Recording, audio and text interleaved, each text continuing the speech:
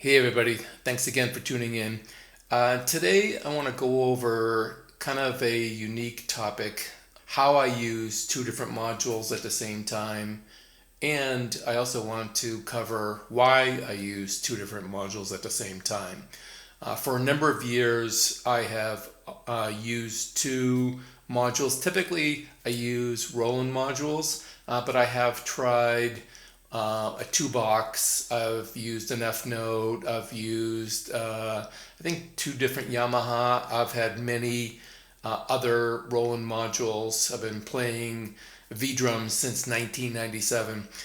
Currently, I'm running a Roland TD50X as my primary module, and my secondary module, I've chose a Roland TM6 Pro. Reason I chose the TM6 Pro is of all the modules out there, I've found this to be one of, if not the most unique module I've ever come across. The way Roland built it is specifically meant to augment an acoustic kit, and I typically use it that same way. It has 500 one-shots in it. A lot of them are acoustic samples, some of them are processed. It has, I think, around 260 round robin samples in it. Has some very unique sounding kits. And the way I use it is I set up my primary module, the 50X, and I run a whole bunch of different sound packs in it. So I have, 100 what I believe are completely unique type of kits that I can cover any type of genre. With the TM6, I layer in on the snare and the kick these other sounds. So literally just a little spin of the dial, I can completely change my kit. So what I'm going to do is I'm going to run through a whole bunch of samples today, and I'm going to show you how I'll keep a TD50 kit running, just as is. And then I will dial in a bunch of different TM6 kits, and you can see for each time I change it, the flavor of the kick and specifically the snare, you'll hear a lot of these other changes. The other thing is with the TM6, oh, by the way, so going back to the TD50, so if I change the 50X from a Roland kit to a sound pack kit that maybe I got from V Expression, maybe I got from Drum Tech, eDrum Workshop, etc., that completely changes the bass sound, the bass kit sound. And then by using the TM6, again, by doing layering, I now have this other beast at my disposal just from a couple quick turns of the knob. The reason I only do the kick, well, let me talk about the way I do it. How I do it is for the kick drum, because it's a regular TRS, quarter-inch stereo cable. I just do a Y cable. Very simple to do. So the Y cable coming out of my kick pad is, one of them is going into the 50X and one of them is going into the TM6. In the snare, however, since I'm using the digital snare, there's no way of connecting it with a straight wire. So what I did was I added a Roland RT30 dual trigger snare to the rim, which surprisingly works really well. The thing about it is, yeah, you have to dial in the threshold, sensitivity, trigger type, etc. So I had to, play around with that for a bit. But what I found is I can use the trigger and I can get head and rim shot. But when I do a cross stick on the digital snare, the way the digital snare works, it senses my hand is there and it shuts off the drum sound and it makes only the rim click sound. And the sensitivity, I have the sensitivity and threshold set up on the RT30 in such a way that it doesn't trigger. So I can still do, head, rim shot, and cross stick, no problem. So kind of a unique thing. One thing to know is Luke, eDrum Workshop, did a cool video.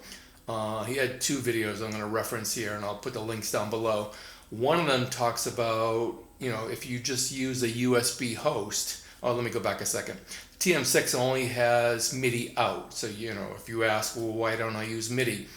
The TM6 only has MIDI out.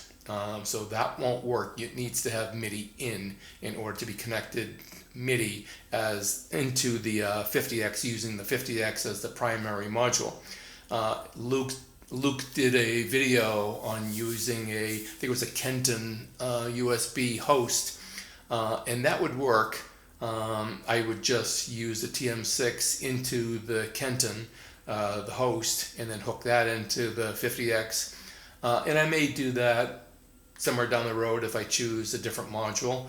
I choose to not do it today just because this is a simple setup and it works for me.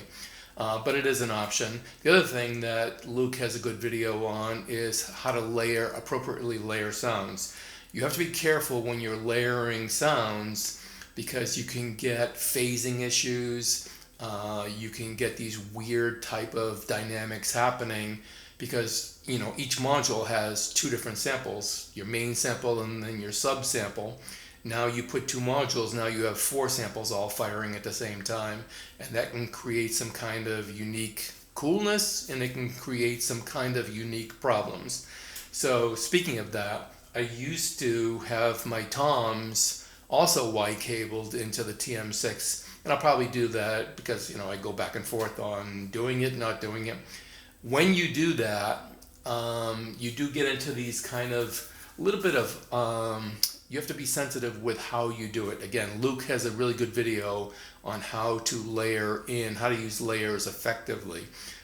So you want to have punch, and you want to have extra tone, and you want to have all of these cool elements, but you also have to be careful. Now, one thing on toms is when you layer in both modules at the same time, what you can do if you're really careful and get a good ear for it is when you hit an acoustic drum, you know, you have the stick, your force, you have the top head, you have the bottom head resonating, you have the air between, you have the shell, you have the type of hardware that you have on the drum.